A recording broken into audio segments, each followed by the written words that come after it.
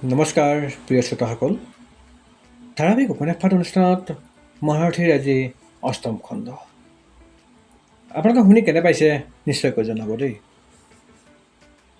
একলব্যৰ চকুৰ মুখে সেই একেই নিৰ্লিপ্ততা, সন্দেহহীনতা। তেওঁ উত্তৰ দিলে, গুৰুৱে দান বিচাৰিলে দিবই লাগিব। গুৰুৱে কিন্তু মোক বিশ্বাসেৰে দান মাত্ৰ এবাৰেই বিচাৰিছে। গুৰুৱে যদি পুনৰ আহি দান প্ৰত্যাখ্যা কৰে, সেই গুৰুৰ কামনা পূৰ্ণ কৰি দান দিবলৈ মই প্ৰস্তুত। কিন্তু সেই দানে যদি তোমাক একেবাৰে নিষেধ কৰি দিয়ে, বিকলাংগ কৰি দিয়ে, তথাপিও দান দিবলৈ মই বাধ্য। তাৰ বাহিৰে মোৰ আন উপায় নাই। মই ভাগ্যদেৱীৰ সন্তান। গুৰুৰ সন্মুখত মই যাতে কোনোদিনে অপমানিত হ'ব নালাগে। একলব্যৰ সেই কথা শুনি মই একেবাৰে ব্যথিত হ'লোঁ, কিন্তু নিৰাশ নহ'লোঁ। এই পৃথিৱীত একলব্যৰ দৰে লোকো আছে, যি সত্য আৰু সন্মানৰ খাতিৰত সকলো স্বীকাৰ আৰু ত্যাগ কৰিবলৈ সাজু। মানৱ সমাজৰ অদ্ভুত নীতি নিয়ম দেখি মই আচৰিত হওঁ। সমাজৰ বিধি মানি এই সমাজলৈ প্ৰখ্যাত হ'বৰ বাবে এজন গুৰুৰ আশীৰ্বাদ আৰু পাৰপত্ৰ লাগে। কিন্তু সেই গুৰু পদে পদে সেই শিষ্যৰ ভৱিষ্যত বিনষ্ট কৰিবৰ বাবে বদ্ধ পৰিপক্কৰ হয়। কি মাৰাত্মক ব্যৱস্থা! পৰশুৰামৰ ওচৰত মই বিদ্যা লাভ কৰাৰ কাহিনী শুনিবৰ বাবে একলব্য ব্যগ্ৰ হ'ল। মই বহুত সময় ধৰি সেই শিক্ষা লাভৰ কাহিনী একলব্যক ক'লোঁ। পৰশুৰামে দক্ষিণা হিচাপে তোমাৰ পৰা কি বিচাৰিলে?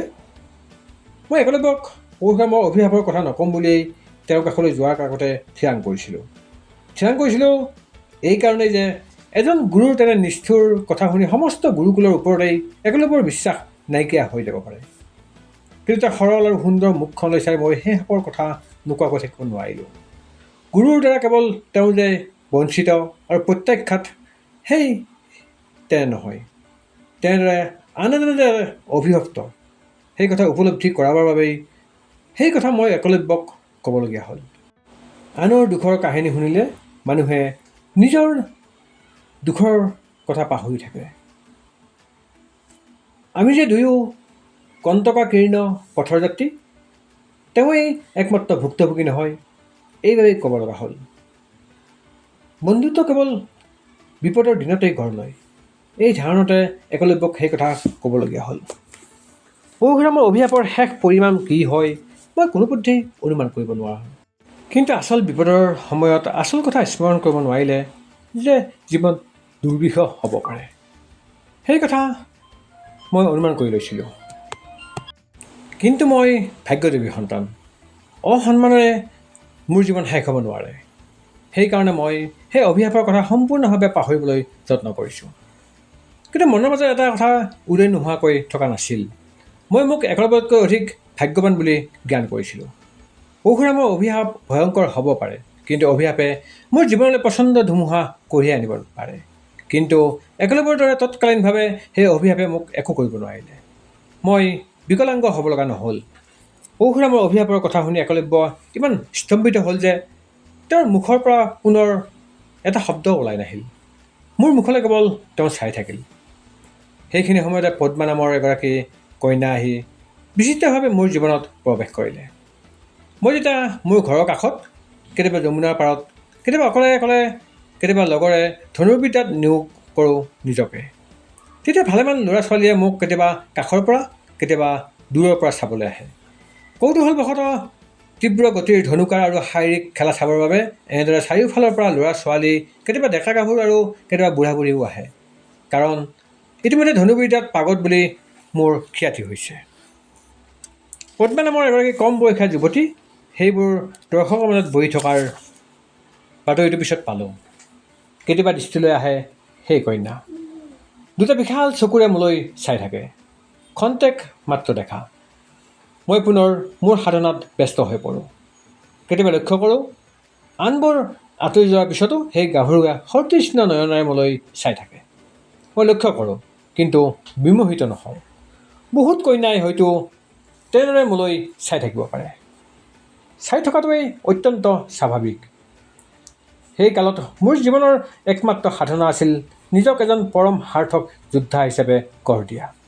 বিষম পৰিস্থিতিয়ে মোক সেই ব্ৰতত একান্তভাৱে ব্ৰতী হ'বলৈ অহৰহ অনুপ্ৰাণিত কৰিছিল। চাৰিওফালৰ প্ৰতিকূল পৰিস্থিতি, বিৰোধী শক্তিবোৰে মোক জৰ্জৰিত কৰিছিল।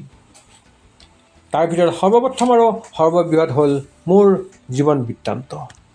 মোৰ জন্মৰ ইতিহাস, মই সূতৰ সন্তান, কিন্তু জনশ্ৰুতিয়ে ঘোষণা কৰিছিল মই ক্ষত্ৰিয়ৰ সন্তান। সেই ইতিবৃত্তৰ, সেই জনশ্ৰুতিৰ প্ৰকৃত সত্যটো উদ্ঘাটন কৰিবৰ বাবে মই প্ৰতিজ্ঞাবদ্ধ। কথিত আছে, মানুহে নিজৰ ইতিবৃত্তৰ সন্ধান কৰোঁতে অজস্ৰ দুখ কষ্ট, অশান্তি আৰু অত্যাচাৰ সহ্য কৰিব লগা হয়। মই কিন্তু তাৰ পদে পদে সাজু আছিলোঁ। প্ৰকৃত সত্য কি তাৰ শেষ পৰ্যন্ত উদ্ঘাটন নকৰা পৰ্যন্ত মই শান্ত হৈ থাকিব নোৱাৰিম। কোনো কন্যাই মোক আকৰ্ষণ কৰিব নোৱাৰিছিল। মোৰ যৌৱন আছিল এক উদ্দেশ্যৰ বেদীত উৎসৰ্গিত, নিবেদিত। মোৰ যৌৱন আছিল নাৰী বিবৰ্জিত। যৌৱনত যে কোনো যুৱকে কোনো যুৱতীৰ কথা ভাবিব পাৰে, সেই কথা মই একেবাৰেই ভাবিব নোৱাৰিছিলোঁ। মাতৃ ৰাধাই মাত্ৰ দুবাৰমান এটা কথা কোৱা মনত পৰে। মোৰ স্বাস্থ্যৱান নিতুল শৰীৰটোৰ ওপৰত হাত বুলাই তেওঁ কৈছিল, এই শৰীৰ কেৱল অস্ত্ৰ পৰিচালনা কৰি যুদ্ধৰ বাবে প্ৰস্তুত কৰিলে নহ'ব, শৃংগাৰৰ বাবেও সেই নিতুল শৰীৰৰ প্ৰয়োজন। এই শৃংগাৰ শব্দটো তেওঁৰ মুখত প্ৰথমবাৰৰ বাবে শুনিছিলোঁ। মই অবাক হৈ তেওঁৰ মুখৰ ফালে চাই থাকোঁতে তেওঁ কৈছিল, যৌৱনত অস্ত্ৰ শিক্ষা, শাৰীৰিক ব্যায়াম আদিৰ লগতে নাৰীক মোহন কৰিব পৰাও হ'ল অটুট স্বাস্থ্যৰ এক ডাঙৰ উদ্দেশ্য। এদিন মাতৃ ৰাধাৰ মুখত এটা কথা শুনিলোঁ। মই দুপৰীয়া আহাৰ কৰি থাকোঁতে তেওঁ ক'লে, অদূৰতে এগৰাকী সুন্দৰ কন্যা আছে, নাম পদ্মা। স্বৰ্ণ কমলৰ দৰে তাইৰ শৰীৰ বৰণ, কণীৰ আকৃতিৰ মুখ, মুখৰ ওপৰলৈকে ওখকৈ বন্ধা খোপা। পিতৃ মাতৃয়ে আৰু আত্মীয়সকলে লগৰ ওচৰৰ দূৰৰ অজস্ৰ লোকে সেই কন্যাৰ তুলনা ক'তো বিচাৰি পোৱা নাই। মই আহাৰ কৰি থাকোঁতেই তেওঁৰ মুখলৈ নোচোৱাকৈয়ে সম্ভৱ সামান্য হাস্যকৰ সৃষ্টি কৰিবৰ কাৰণে ক'লোঁ, সেই কন্যাৰ তুলনা বিচাৰি ফুৰাতকৈ সেই কন্যা যে তুলনাহীন, জগতৰ কোনো সুন্দৰ বস্তুৰ লগতেই যে তেওঁৰ তুলনা নহয়, সেই কথাটো স্পষ্টভাৱে কৈ দিলেইতো সুদীৰ্ঘ বিবাদৰ অন্ত পৰে। মোৰ সেই কথা শুনি ৰাধাদেৱীয়ে বৰ আনন্দ পালে।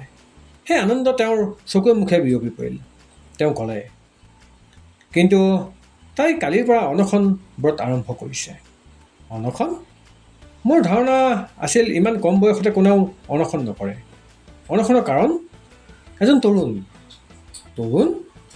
তৰুণৰ কি সিদ্ধান্ত অথবা কথাত অথবা ব্যৱহাৰত তেওঁ অসন্তুষ্ট? ধৰি ল'ব পাৰি যুৱকৰ নিৰ্লিপ্ততা আৰু উদাসীনতাত মৰ্মান্তিক দুখ পাই তাই অনশন ব্ৰত আৰম্ভ কৰিছে। মোৰ আহাৰ কৰা শেষ হ'ল। মই ঘৰৰ পৰা ওলাই নিজৰ কৰ্তব্য পালনৰ বাবে সাজু হ'লোঁ। তেওঁ মোৰ দুয়োটা বাহুত ধৰি সুধিলে, সেই যুৱক কোন? সেই কন্যাৰ পৰিচয় কি? এই কথা জনাৰ তোমাৰ কি সামান্য আগ্ৰহ নাই? নাই। তুমি কিন্তু শুনিব আৰু জানিব লাগিব। মানে? যাৰ বাবে তাই সেই মানসিক কষ্ট পাইছে, অনশন ব্ৰত আৰম্ভ কৰিছে, সেইজন তৰুণ এই ঘৰৰে সন্তান। মানে? মানে আৰু কি? তুমি বুজা নাই? অনুভৱো কৰা নাই? তেওঁ হ'ল মোৰে সন্তান। তোমাৰ সন্তান? কৰ্ণ যাৰ নাম। তুমি সেই কন্যাৰ বহু আকাংক্ষিত তৰুণ। সম্ভৱ নহয়। কিয়? সেই নাৰীৰ সেই সংকল্প পূৰ্ণভাৱে একপক্ষীয়। আনৰ দুৰ্ভাগ্যৰ বাবে মই মোক কোনোপধ্যেই জগৰীয়া কৰিব নোৱাৰোঁ। মোৰ যথেষ্ট কাম বৰ্তমান। তুমি কি ইমান অবুজন হ'ব পাৰিবা? অবুজন কেনেকৈ হ'লো? যি নাৰীৰ লগত মোৰ সামান্য কথা এটাও বিনিময় হোৱা নাই, যাৰ মুখলৈ মই কেতিয়াও খন্তেকৰ বাবে চোৱা নাই, তেনে এগৰাকী কন্যাৰ মনৰ অশান্তিৰ বাবে তুমিয়েই বা মোক কেনেকৈ জগৰীয়া কৰিব পাৰা? কিন্তু তাইতো প্ৰকাশ্যে ঘোষণা কৰি দিছে যে কথাৰ বিনিময় নঘটিলেও তুমি তাইলৈ একান্ত মনে চাই থাকা আৰু তোমাৰ মনৰ ভাৱ তোমাৰ দৃষ্টিত উদ্ভাসিত হৈ উঠে। মই বিৰক্ত হৈ পৰিছিলোঁ। তেওঁৰ কাষৰ পৰা মই উচাত মাৰি আঁতৰি আহিব খুজিছিলোঁ। কিন্তু তেওঁ পুনৰ মোৰ সোঁহাতখনত টানকৈ ধৰিলত মই ক'লোঁ, কল্পনা, এক অদ্ভুত কল্পনা। তুমি জানা আই, তোমাৰ বাহিৰে কোনো নাৰীৰ মুখলৈ মই আজিলৈকে মূৰ তুলি চোৱা নাই। এই কথা তুমি জানা। কিন্তু সেই কন্যাটিৰ জীৱন ৰক্ষা কৰাটো আমাৰ দায়িত্ব। নিশ্চয় দায়িত্ব। তোমাৰ, আনৰ আৰু বহুতৰ দায়িত্ব। মোৰে কেৱল নহয়। কিন্তু তোমাৰ বাহিৰেতো আনে তাইৰ জীৱন ৰক্ষা কৰিব নোৱাৰে। মই নিৰূপায় মাতৃ, মই প্ৰতিজ্ঞাবদ্ধ। এক অনিশ্চিত ভৱিষ্যতে মোৰ অহৰহ আহ্বান কৰি আছে।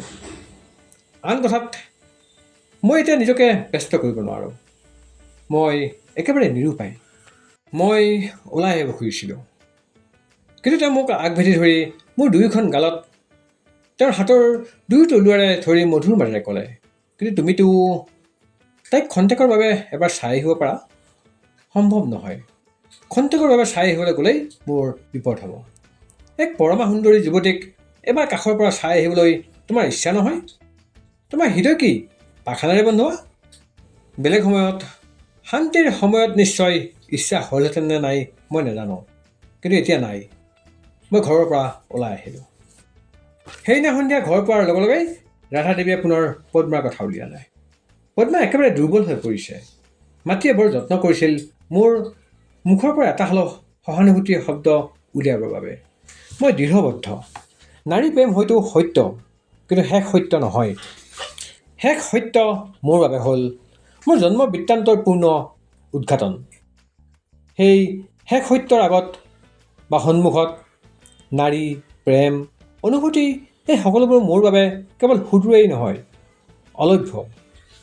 পিছদিনা ৰাতিপুৱা প্ৰাতঃভোজন কৰি মই ঘৰৰ পৰা ওলাবলৈ ধৰোঁতেই দেখিব পালোঁ এগৰাকী মোৰ মাতৃৰ বয়সৰে নাৰী। মোৰ মাতৃয়ে ক'লে, তেওঁ পদ্মাৰ মাতৃ। তেওঁ বেছি কথাৰ পাতনি নেমেলি মোৰ মুখলৈ কৰুণ নয়নে চাই ক'লে, তুমি মোৰ কন্যাৰ জীৱন ৰক্ষা কৰিব লাগে। মই উত্তৰ দিলোঁ, কোনোপধ্যেই সম্ভৱ নহয়। প্ৰথমতে মই কেতিয়া কোন মুহূৰ্তত আচল কথাৰ সম্ভেদ বিচাৰি ঘৰ এৰিবলগীয়া হয় তাৰ একো নিশ্চয়তা নাই। দ্বিতীয়তে তেওঁ খেতিয়কৰ কন্যা। সুতপুত্ৰৰ লগত এই সম্পৰ্ক সম্ভৱ নহয়। তেওঁ সেই একেই কৰুণ মাতেৰে ক'লে, বিবাহৰ প্ৰশ্ন নুঠে, তুমি তাইক কেৱল এবাৰ দেখা দি আহা।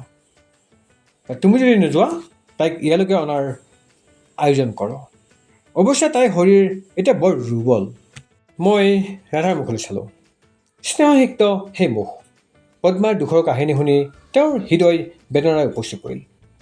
সেই মুহূৰ্ততে তাত আহি উপস্থিত হ'ল পিতা অধিৰথ। তেওঁ শুনিছে সেই কাহিনী। পিতাই ক'লে, পুত্ৰ, তোমাৰ ওপৰত এজনী শান্ত সতী তৰুণীৰ জীৱন নিৰ্ভৰ কৰিছে। তোমাৰ হৃদয় দয়াৰে পূৰ্ণ বুলি আমি জানো। তুমি উদাৰ হোৱা, ঈশ্বৰে তোমাৰ মংগল কৰিব। প্ৰিয় শ্ৰোতাসকল, মহাৰথীৰ এয়া আছিল ৮ম খণ্ড। ধন্যবাদ।